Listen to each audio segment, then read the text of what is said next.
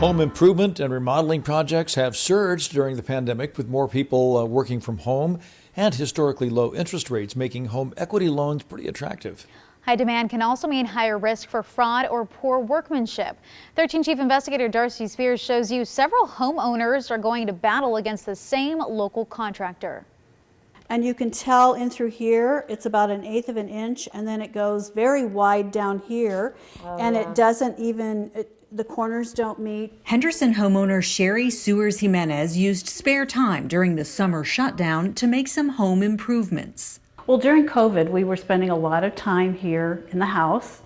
And when we bought the house, I thought, gee, I'd love to do a little bit of upgrade because the house was built in '96. She hired handyman Will Kirby, but she says actually many things went wrong. So this is the fireplace that I talked about that we wanted to make a focal point.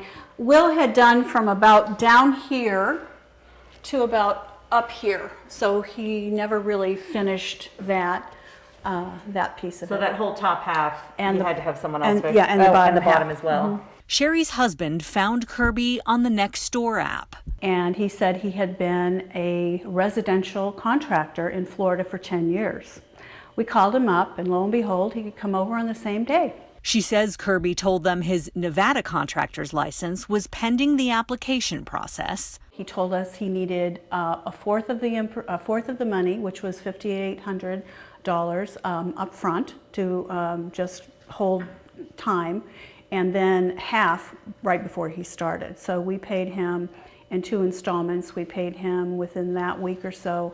It was about $2,800. That was for the fireplace, laminate flooring, tile work, and new baseboards throughout the house. Sherry says Kirby promised the job would be done in 10 days. And he would come and work 2-3 hours and then leave, come back and do the same. And the baseboards never got completed in the whole time he worked for us, which was 30 days. As the days dragged on well beyond the promised completion date, I started to get really, really nervous and upset that this was going in the wrong direction. Sherry started logging the details, short work days, and times Kirby was a no-show.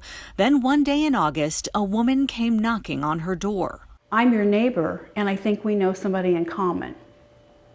And I said, who would that be? And she said, Will.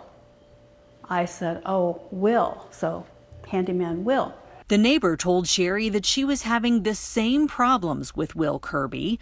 Then the two compared their text message threads. And as we compared our texts, we saw that when he said he was going to get something from Lowe's, he would be over at her house for 3 or 4 hours. Then he would come back here for a couple hours.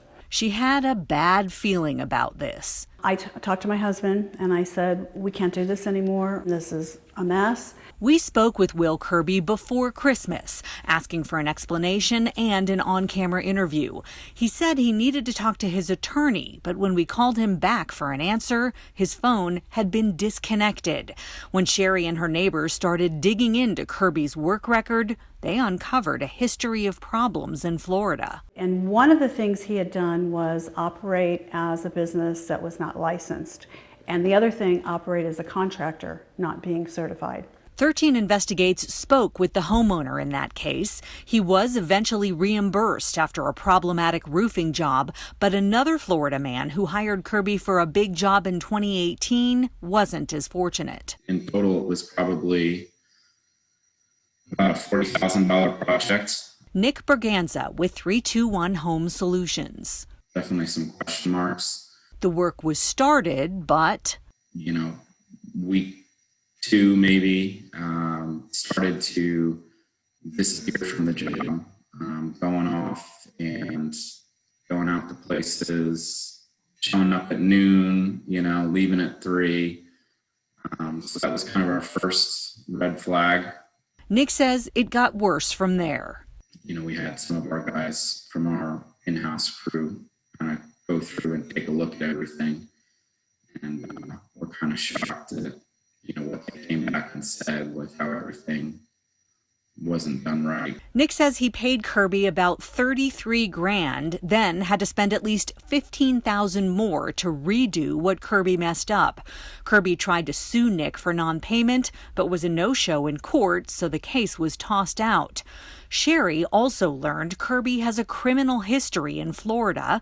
He was sentenced to 5 years probation for stealing and pawning 3 guns and other items from his father-in-law. And then he came here and we reported him to the Nevada Contractors Board. Knowing Kirby's history included stolen guns, Sherry called Henderson police for assistance the day Kirby came back to get his tools, and Sherry fired him.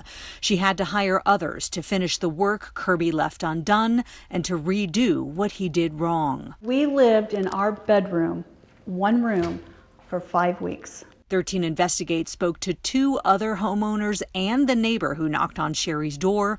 All of them say they had similar problems with Will Kirby. And unfortunately, we got stung at the end of it all. 13 Investigates has learned that the Nevada State Contractors Board has fined Will Kirby at least $3,000. The board confirms there is still an open investigation, so they cannot provide any details. Darcy Spears, 13 Investigates.